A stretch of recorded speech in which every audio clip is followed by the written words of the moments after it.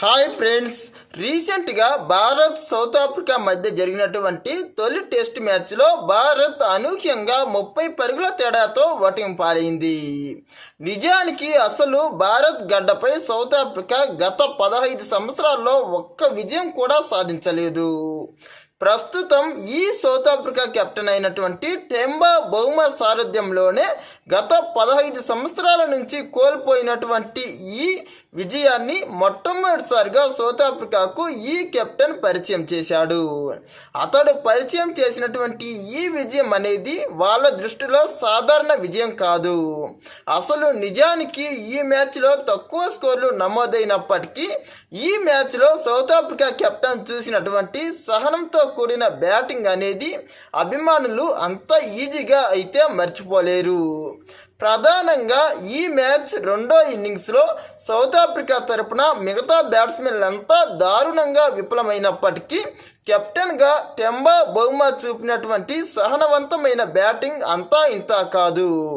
అతడు ఈ మ్యాచ్లో 136 బంతులు ఎదుర్కొని 55 పరుగులు చేసినప్పటికీ ఇది అత్యంత కష్టతరమైన పరిస్థితుల్లో చేసిన పరుగులు.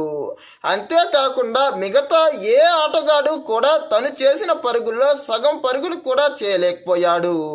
అంతేకాకుండా చివరి వరకు నాటౌట్గా నిలిచి మిగతా వారంతా అవుట్ అయినా కూడా జట్టు విజయంలో ఎంతటి పాత్ర పోషించాడో మనం అర్థం చేసుకోవచ్చు.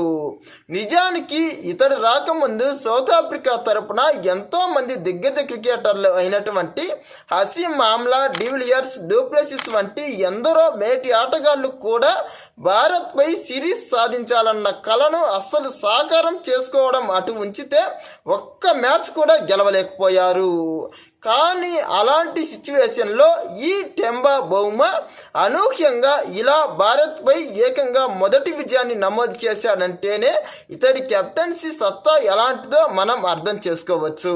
ప్రధానంగా ఇతడు మన ఇండియాకు రాకముందు గత 30 సంవత్సరాలుగా ఒక్క ఐసీసీ ట్రోఫీ కూడా సాధించడం అటుంచితే అసలు ఫైనల్ కూడా చేర్చలేదు అన్న అపవాదును తొలగిస్తూ ఏకంగా ఆస్ట్రేలియా లాంటి నెంబర్ 1 టీం పైన అద్భుతమైన విజయాన్ని నమోదు చేసి సౌత్ ఆఫ్రికాకు మొట్టమొదటి ఐసీసీ ట్రోఫీని అందించిన ఘనత ఈ కెప్టెన్ అయిన టెంబా బౌమాకే దక్కింది.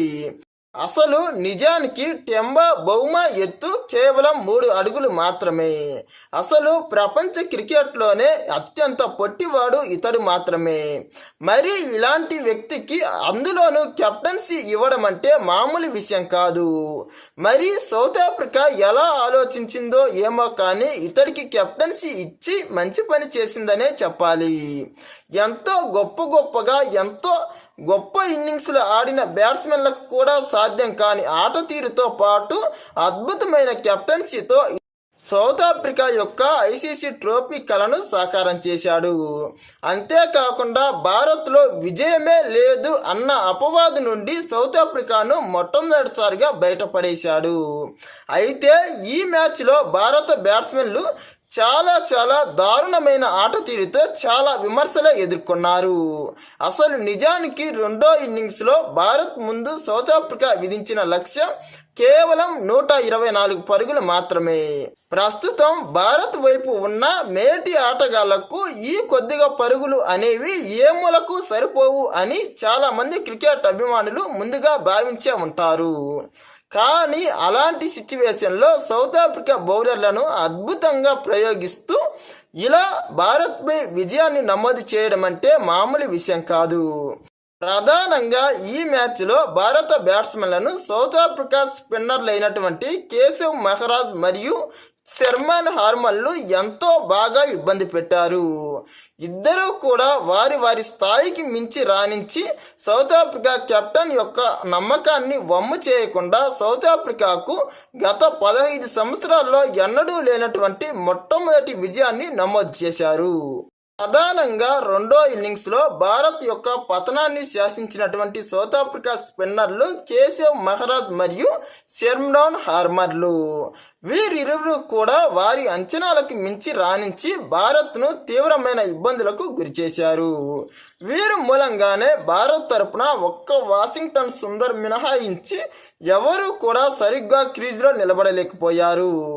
ఇక ఒకానొక సమయంలో భారత్ దారుణ ఓటమితో దిగజారిపోతుంది అన్న టైంలో చివర్లో అక్షర్ పటేల్ ఒక విధమైన ఆశని కల్పించినప్పటికీ అతడు కేవలం 17 బంతుల్లో 27 పరుగులు చేసి ధనాధన్ ఇన్నింగ్స్ ఆడినా అతడు అనూహ్యంగా అవుట్ అవ్వడం మూలంగా భారత్ యొక్క పరాజయం కన్ఫర్మ్ అయింది. అందున భారత్ యొక్క బౌలర్లు అంత ఈజీగా బ్యాటింగ్ చేసే సమర్థులు కాదు.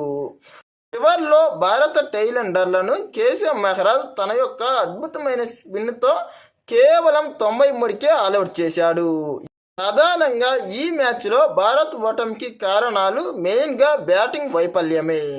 ఒక్క బ్యాట్స్మెన్ కూడా పిచ్ పరిస్థితిని అంచనా వేయకుండా ఇలా సహనంతో ఆడేటటువంటి గుణాన్ని అలవర్చుకోకపోవడం చాలా దారుణమైన అంశమనే చెప్పాలి.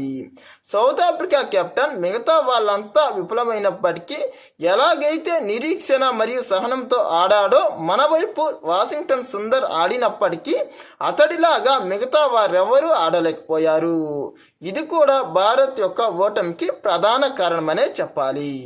అది ఏమైనా ఇలాంటి ఓటముల నుండైనా తప్పులను తర్వాత సరిదిద్దుకొని రెండో టెస్ట్ మ్యాచ్లోనైనా మరిన్ని విజయాలు నమోదు చేస్తారేమో చూడాలి. ఇలాంటి మరిన్ని ఇంట్రెస్టింగ్ వీడియోస్ కోసం మా ఛానల్ను సబ్స్క్రైబ్ చేయండి. ఈ వీడియో నచ్చితే లైక్, షేర్, కామెంట్.